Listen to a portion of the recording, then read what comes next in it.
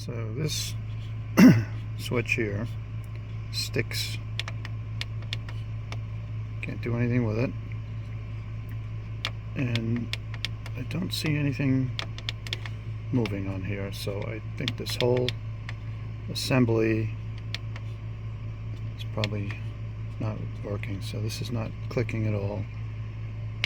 Exit out of here. You can adjust your parameters over here, your patches, and I would think that you should be able to adjust them over here too, but nothing is absolutely changing here. So I think this switch is broken. This is sticking down.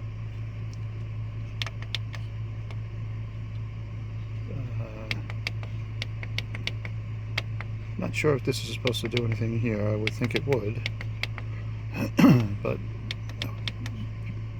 pretty sure you can select up and down with this, but this switch is definitely stuck down here. And you've got to press this a couple of times for it to clear out, and then it just sticks back down again. I just opened this up. I don't know if I'm within the 7 days. I would hope I am. Business days. I picked this up just a few days ago. I'm not really happy with what it's doing. It says and